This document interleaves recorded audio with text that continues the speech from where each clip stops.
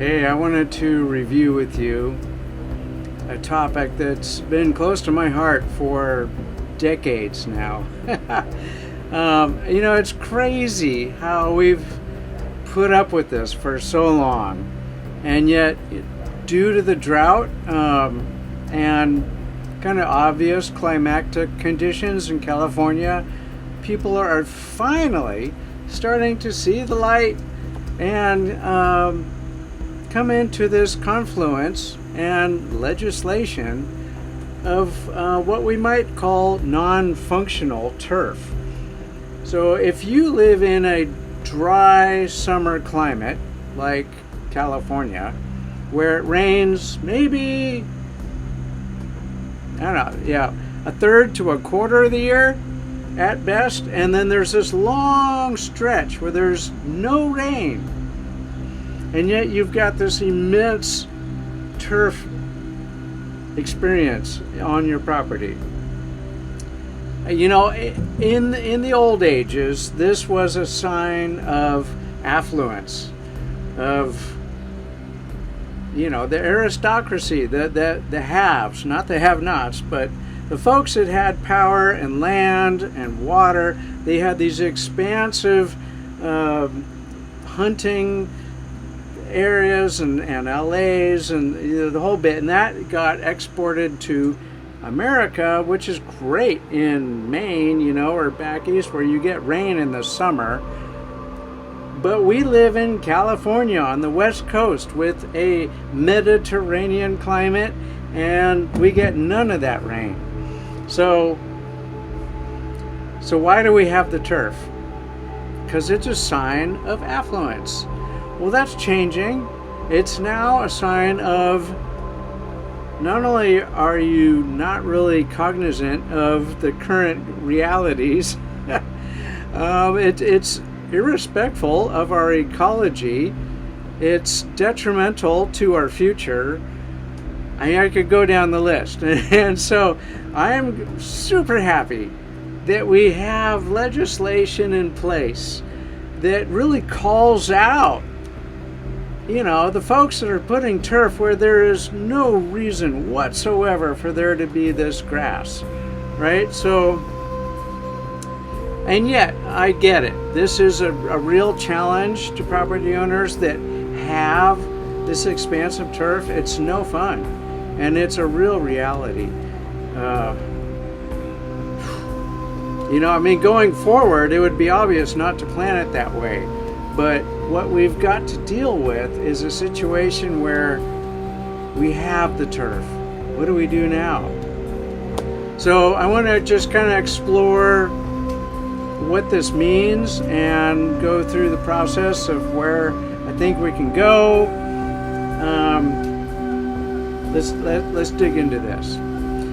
We have known for a long time there's so much turf in the U.S. It's ridiculous. And in California, you look around, and even what's funny is that when you go south into Southern California, where it's a freaking desert, and they've got more turf than anybody else. So it's kind of it's a backwards paradigm where the drier your climate, the more turf you have.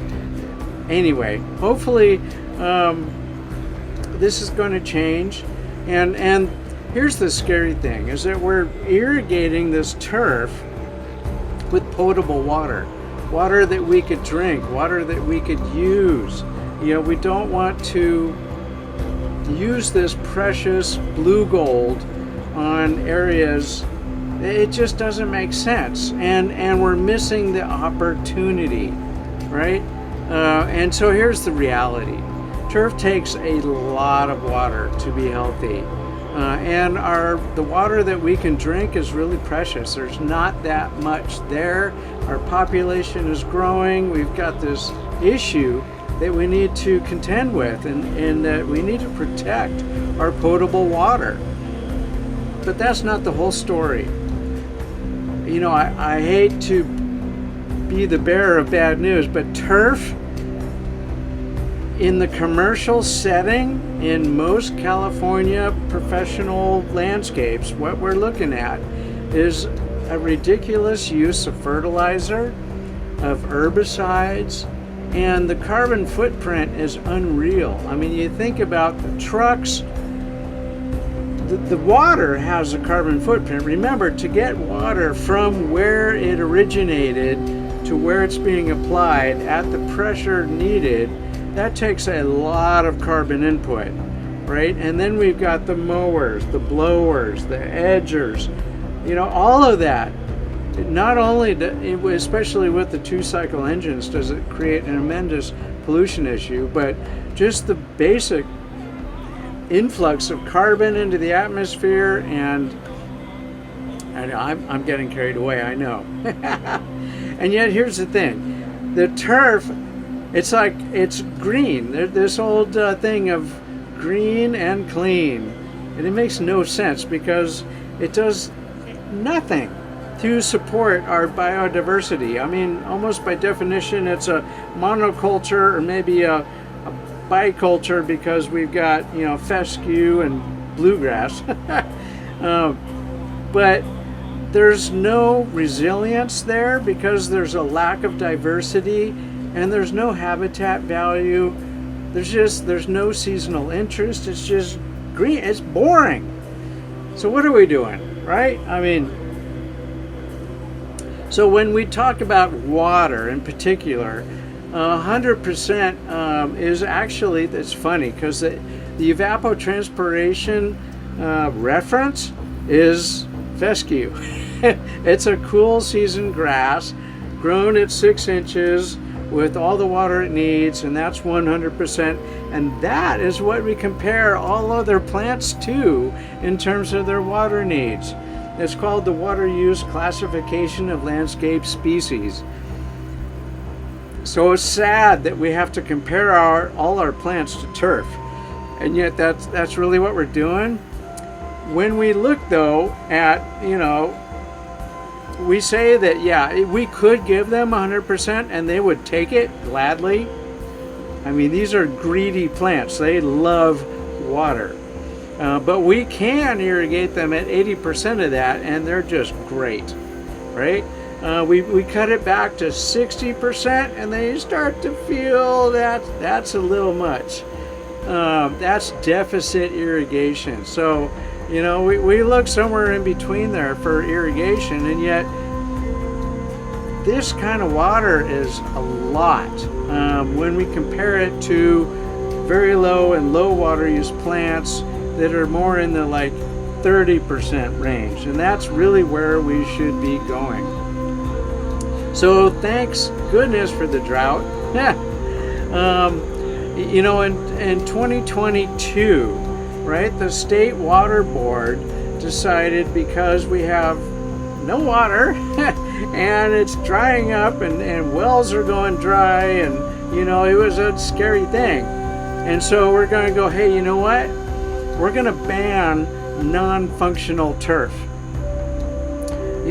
And we're going to make sure that all of the water suppliers are going to implement their Tier 2 or Level 2 water shortage contingency plans, which, the stuff that entails is obvious stuff that we should be doing anyways. So let me just kind of read you some of this definition, right? Turf at commercial, industrial, and institutional properties, including areas like grass in front of or next to large commercial buildings and common areas managed by homeowners associations. Now that's a big one, because as soon as you say that, you're talking about tens of thousands of acres of turf in California. The ban does not include watering grass used for human recreation or other community activities, watering residential grass, we're watering trees. So, okay, this makes sense. So trees are important. Amen. Trees are really important. I don't want to go into all the details of that, but obviously, right? Trees are important. Human recreation, absolutely. We need to recreate or we will go freaking crazy. And so also this ban does not prohibit the use of recycled or reclaimed water for irrigation, right? So if you've got this turf and you really think, okay, I want to just look at it, which is asinine, but if that's the thing and you've got reclaimed water, fine, you're good to go. So here we go, Newsom N5 23 March 24, the current star data, executive order. So we got an atmospheric river that was beyond belief. Maybe even a few of them. And our Sierras they got snow. It's wonderful. Amen. And yet, right? We don't know if that's a fluke. It could totally be a fluke. We could go in 30 years of drought now. We have no idea. However, the state has reduced the emergency drought requirements. In other words, that Tier 2 or Level 2 has been released. Although local water suppliers may still maintain or even adapt stricter conservation measures. That's built into the state requirement there. However, decorative grass remains banned, right? So decorative watering of non-functional turf. And this is at commercial, industrial, institutional landscapes, HOA common areas, and all of this is going to expire at the end of the year unless, right, the water board does something different. And so we've got this actual assembly bill in the state going forward. It has not gone all the way, but I tell you what, when you look at this chart, right, we're almost there. We've got this little bit left, but it is still being debated, right? And this bill says that non-functional turf, right, let's just read the thing, right? The use of potable water for the irrigation of non-functional turf located on commercial, industrial, institutional properties other than a cemetery is prohibited as of the following dates. And so we're looking at, 27, 28, and here at HOAs and common interest organization, blah, blah, blah, 29. So, okay, I'm recording this in 2023. That's 6 years from now for HOAs. Is that really going to happen? Maybe. I wonder. That seems like they're kind of pushing it out a little far because currently you can't irrigate these things, and the grass will die long before then. So here we go, right? The prohibition in our state of wasteful water uses remains in effect, right? While the Tier 2 thing has been kind of set aside, the wasteful water uses is still a go in California, and that remains, right, the wasteful water uses, which is a bunch of things like water features without recirculating pumps, over-watering landscapes, watering within 48 hours of a rain event, street cleaning and sidewalks and drives with potable water, watering decorative grass in medians, washing a vehicle without a shut-off nozzle. These are things that are, I don't know, they're obvious. You should not do these things. And yet, yeah, this is going to be maintained. But amazingly, these requirements are going to expire at the end of this year unless the board takes some meaningful action. So what we've got here is that irrigating non-functional turf is currently banned. It may remain banned, or the ban may expire in June of next year. It might be reinstated in 2029. we don't know, but I think everyone or most would agree it should be banned, right? It should be remain, because the state of California has made a goal that conservation is a way of life.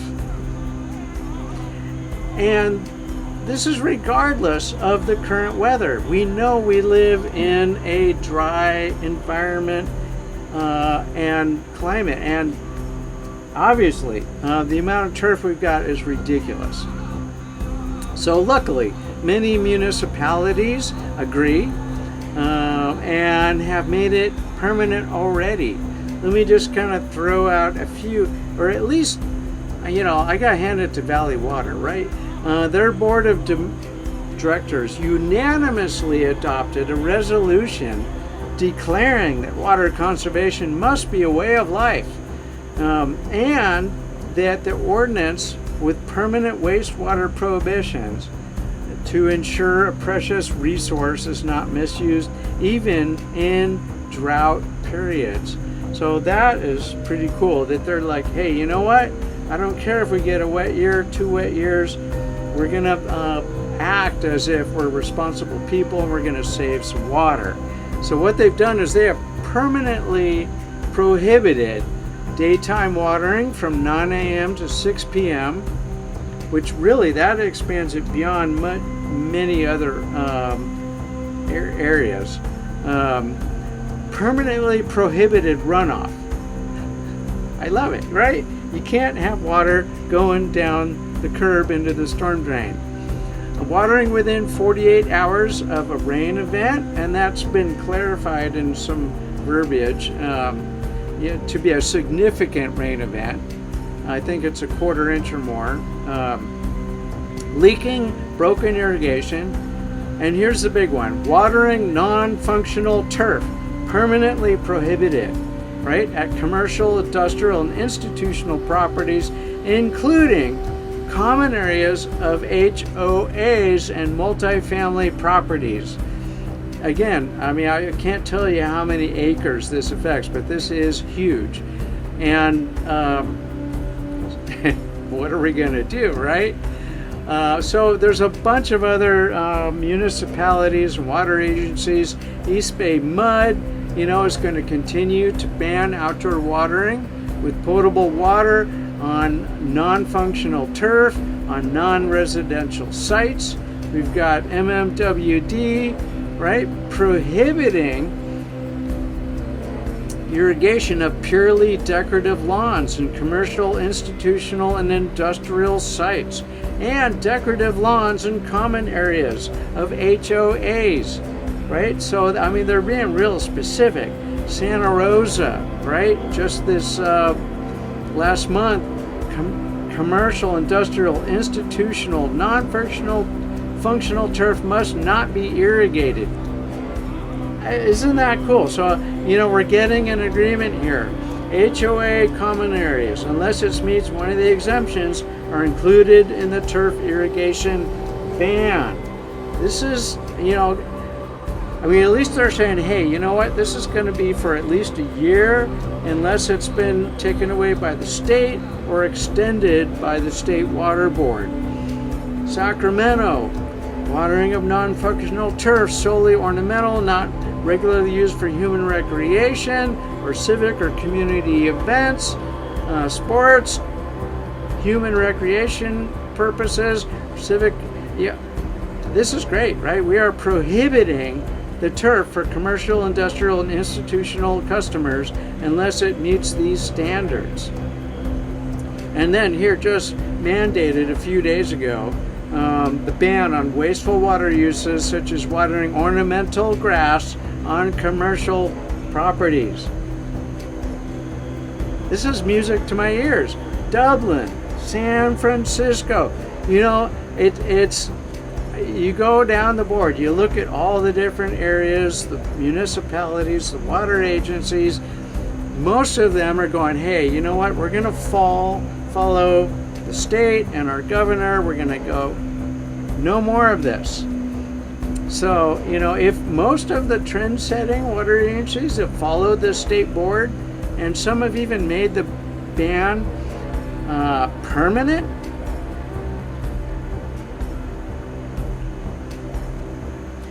This is cool. So the current verbiage, I want to introduce now the Assembly Bill 1572, because this is not yet law.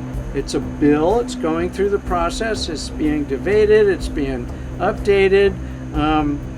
But it currently says that this non-functional turf law or restriction will be made permanent in 2029. So wait a minute, it's 23. That's 6 years from now. 6 years? Whoa. All right, so let's just step back from that, right? What is functional turf? If we've got this idea that you can't irrigate non-functional turf, it would be best to define what is functional turf. So functional turf, right, needs to serve a human function, like recreation, civic or community events, right? Functional turf is on a single-family home.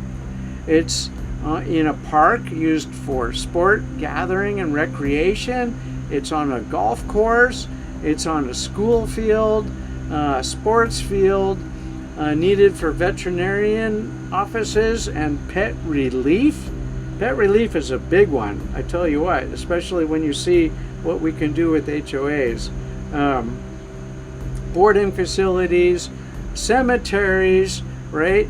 Or if you happen to find this miracle turf that's 0.3 or less of reference evapotranspiration, because I tell you what, there's a not many, especially those available as sod. You know, one could argue for Agrostis pollens, maybe. So the other important thing to consider is that a lot of turf areas also double as water sources for trees. And obviously, we've got several things going here. We've got the importance of trees societally, you know, the heat effect, what they do for our just the hydrology of the area, and of course biodiversity. I mean, there's so many benefits we get from trees. So obviously, if we want to put in some requirement or issue with the turf, we got to address the trees that are in these turf areas.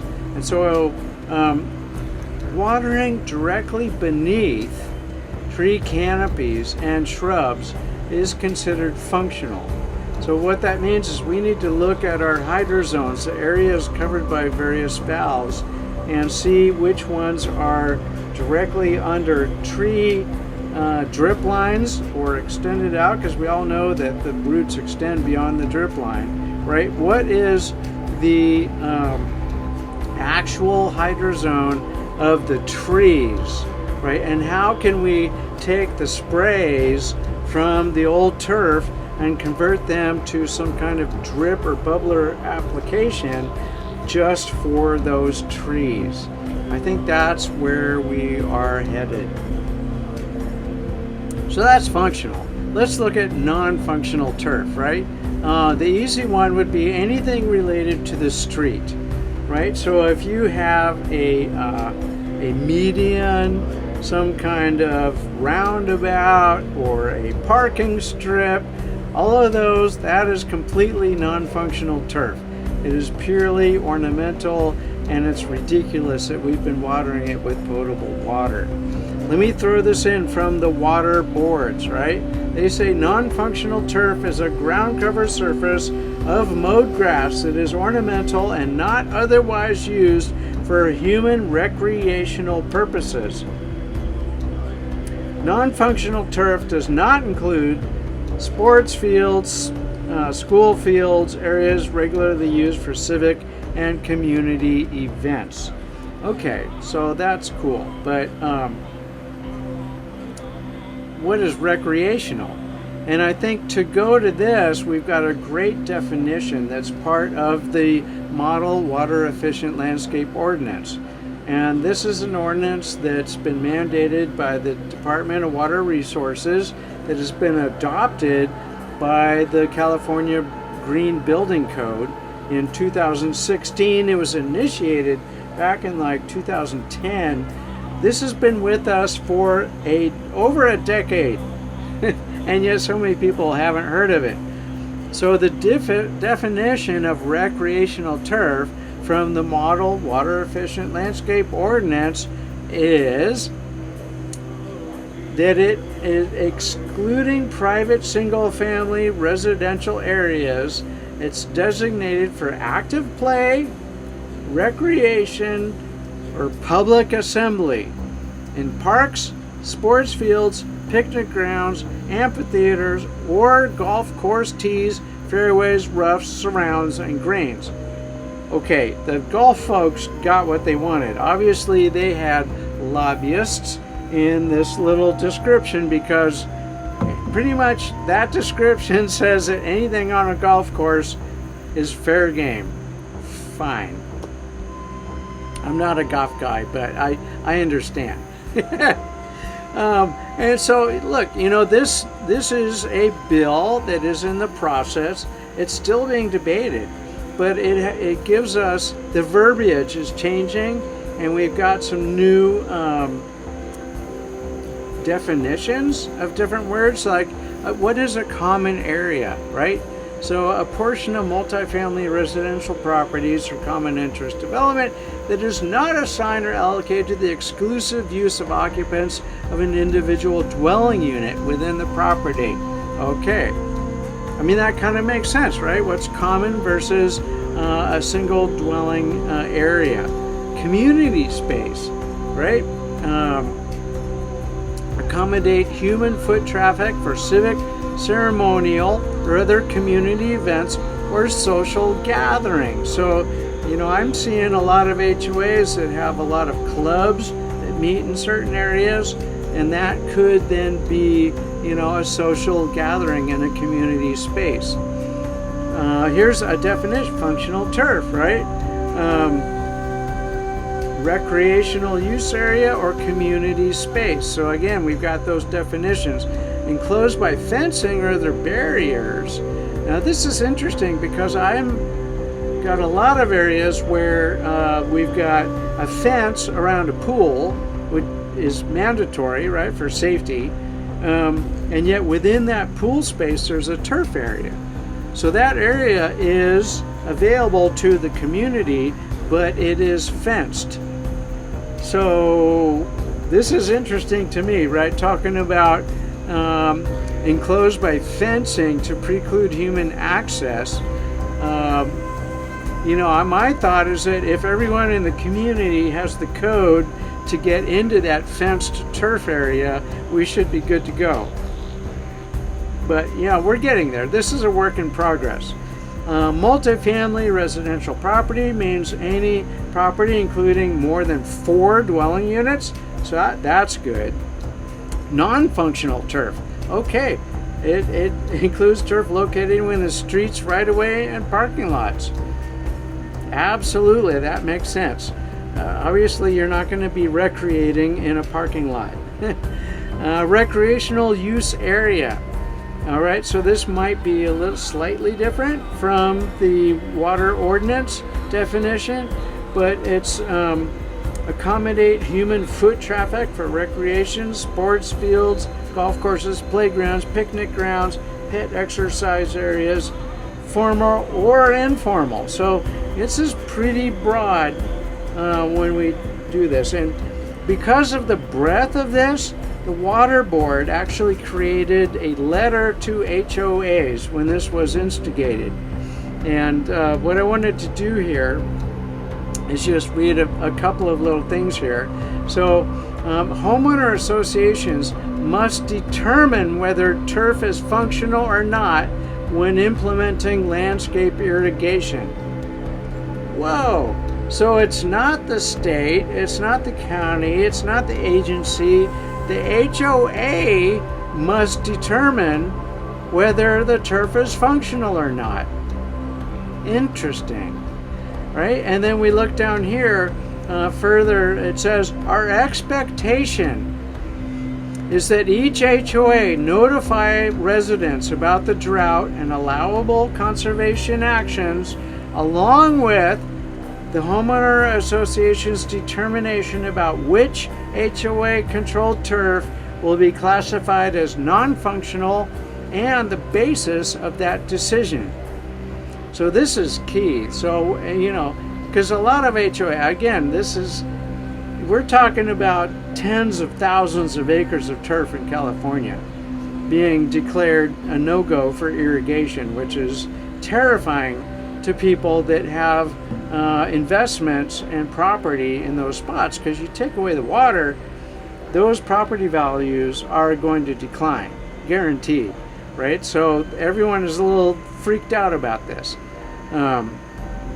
And yet, here we've got a thing that says, hey, you know what? The HOA actually has this deciding power to look at what is functional and what is not. Let me just read this here from the fact sheet, again, from the water board, right? Who decides if turf is functional? An HOA should review the areas of turf it maintains, consult with residents, and determine whether the turf is functional or not. Water suppliers may defer to the determinations, right? They don't have to, but they may, depending. Again, this is the basis for the decision. So if you've got a reasonable idea that say, hey, we think this turf is functional, and here's why. It seems like if you do that and there's any kind of logic to it at all, then the water agency is kind of bound to go, okay, fine, that's your functional turf. We're good to go. So that's where we're at, right? Just to review, a homeowners association should review the areas of grass it maintains, consult with the residences, determine whether the grass is decorative, meaning non-functional, or functional, right? And if it is functional, describe the basis of that determination. Why do we think this turf is functional? So these are some of these terms. I've looked at all these different definitions from various folks. We've got parks, regularly used for civic or community events, public recreation, gathering or recreation, community activities, active play, picnic grounds, public assembly, sports, or directly under trees. And I think if you go down through this list, it makes sense. It's like, rather than trying to worry about what's non-functional, let's focus on what's functional. Let's look at this and go, hey, these are the areas where we really would like to have turf, and here's why. And if we can go through this and have a good, reasonable description, we're good to go, right? And yet, here's this issue, right? Even after we define those functional turf areas, we've got way too much non-functional turf. And yet, when we look at HOAs and budgets, there's no way we're going to transition all of that. So I think we're looking at a triage situation, right? Given limited resources, limited time, a dire situation, what do we do? What do we really do, right now to make a difference? So we're going to prioritize, and I think a good way to prioritize the immense areas of non-functional turf we've got is to look at the Model Water Efficient Landscape Ordinance. So this ordinance has been a part of our building code in California since 2016. It's been on the books since 2010. If you haven't heard of the Model water efficient landscape ordinance, where have you been? And so some of the requirements of that ordinance, I think, are really good at helping us to prioritize with the immense amount of non-functional turf. What are the low-hanging fruit? What are the areas of highest priority, right? And so the ordinance says that, you're not allowed to have overhead spray on areas less than 10 feet wide. You can't have overhead spray on turf areas within 2 feet of a hardscape where that water does not drain back into the landscape. You cannot have overhead spray on areas exceeding a 25% slope.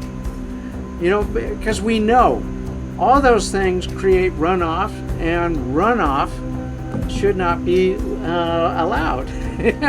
Not with potable water, right? If you've got rainwater, gray water, reclaimed water, awesome. But if we're talking about potable water, no, we can't have any runoff. It's just too valuable. And then this thing about no turf in multifamily sites, remember that's 4 or more residences, that is not recreational. And we can go back to 2 different recreational definitions. I would argue for the M. Wheelo definition, since that's already law. We've got another bill with another definition that's pretty similar. And so I really think that the Wheelo, the M. Wheelo, is here to the rescue to say, hey, you've got way too much non-functional turf. Here's how to prioritize its transition, right? And so if we look at the M. Wheelo, if it were actually triggered, because in most cases it's not. It's existing landscapes is not an issue in most cases. But if it were triggered with a permit, a design review, or a plan check, that area would have to have a weather-based or soil moisture-based, or what we call a smart controller. It would have to have matched precipitation rate nozzles and emitters. It might need to have master valves and flow sensors or sub-meters, just so that we can manage and monitor and control and identify leaks quickly in these systems. And so, the question here is, does it make sense, if we can, during this, situation of stress, perhaps, to come into compliance with the current building code? And I would argue, well, yeah, we should be moving towards compliance with the California Building Code if we can. All right, let me throw out another one. This is the Davis-Sterling Act. This is kind of fun because, even if the powers that be at your local HOA would like it a certain way, and you want to kind of, push the envelope a little bit here, the Davis-Sterling Act is in your court. And it states here that an HOA may not impose a fine for reducing the watering of lawns or vegetation during a drought that was either declared by the governor or the local government. Homeowners may remove their lawns and replace them with water-wise plants. I would say climate appropriate is a better definition. But yes, all right, this is cool. So if you're in an HOA and you're feeling, this is the right thing to do, you can take out your lawn and replace it with climate appropriate plants. And here it is, the act, right, in our government that says you can't be, they can't come after you for that, right? So if a homeowner installs water efficient landscaping during the drought, an HOA cannot prevent them from maintaining it or require them to remove it when there is no longer a drought or emergency. An HOA cannot also prohibit, include conditions that have the effect of prohibiting the use of low water using plants as a group or as a replacement of existing grass. Yes, so that's it right there, right? I mean, if you're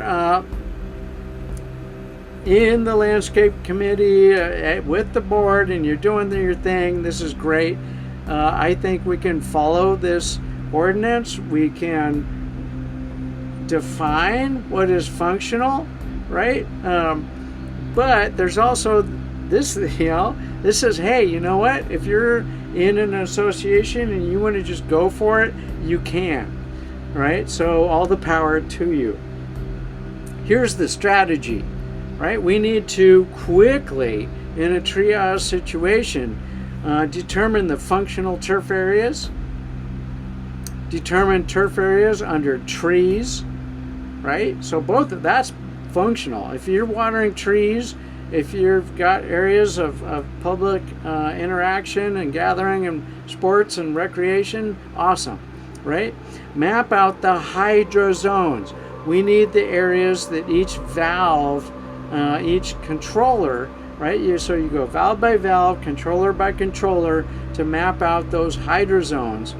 And you identify those areas that are ancient, the ones that have the most leaks, right? In any triage situation, we want to stop the bleeding, right? That's number one, and it can't be more true with irrigation. If you've got water going down the curb and into the storm drain on a regular basis, that's the area to focus on, right? And then we're also looking at the obvious ones like streetscapes, right? Medians, parking strips, all these little narrow areas. And then we're looking, according to the MWILO, overhead irrigation, which would mean rotor or sprays, right? Anything more than 10 feet wide or within 2 feet of a hardscape or slopes over 25%, right? These are all areas that really should not be turf areas. And then we want to go ahead and look at your local water agency or municipality and check for rebates, because there are a number of really valuable rebates that can help offset the costs of doing this kind of transition from turf to climate appropriate plants and from spray to drip. And then we start going, right? We do it valve by valve. We shut off the valves with that non-functioning turf, which is hard. And so here's a few thoughts, right? I'm excited. This should have happened decades ago, man. And yet, so I think it's really long overdue. I'm totally excited that we're in this situation, and thank goodness for our drought to push us in the right direction, right? And also, I was like, don't panic. Yeah, everyone, oh my God, what are we gonna do? It's like, hey, you know what? Instead of worrying about all the if, thens, and buts, and all that, let's get excited, because when we can take turf, right, which is a monoculture, it's a carbon sink, it's a pesticide nightmare. I mean, let's take that and turn it into a functioning ecology. Let's, create some eco-services and increase our biodiversity. Let's implement the planting of climate-appropriate plants with a bunch of natives. Let's get those vegetated swales in there, infiltration basins. I mean, the opportunities are huge.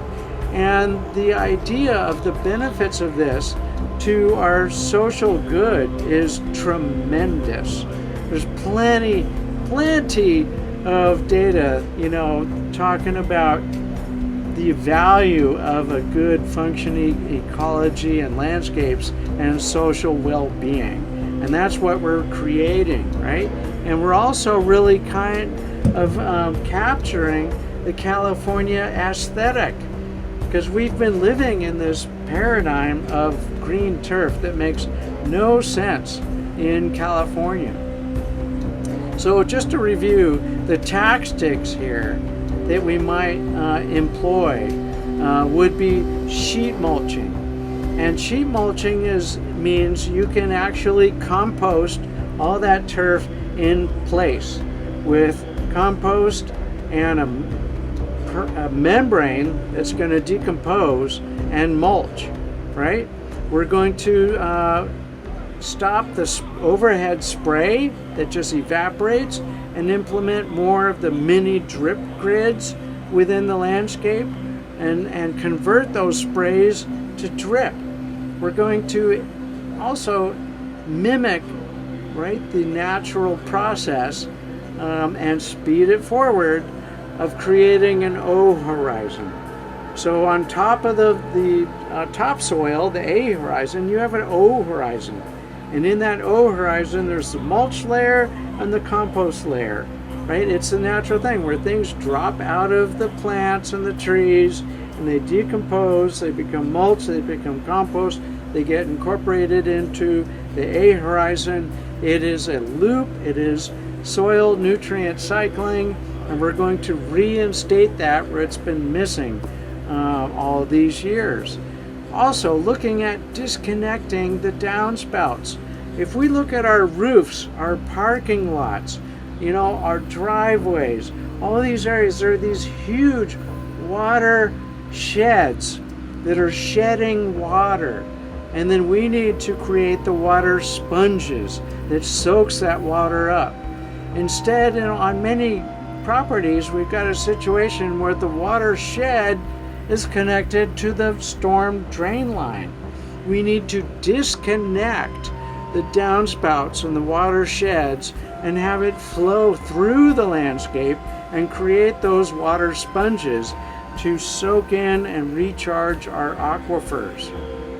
And the last thing really is this idea of carbon farming, where if we can take cellulose, right, wood fiber, plant material, and we can put it into the soil and we can put it into more hardwood plants, that's our ticket out of this problem. If this were done around the world where we took cellulose and put it into the soil and then that carbon back up as sugars into woody plants, we can really transition the carbon issue that we're in. We can do this. And landscapers are the first responders. We must act. We must be involved in this and get excited. So I hope this non-functional turf description has been helpful. More on this and links in the description of the blog. I hope to converse with you and discuss things.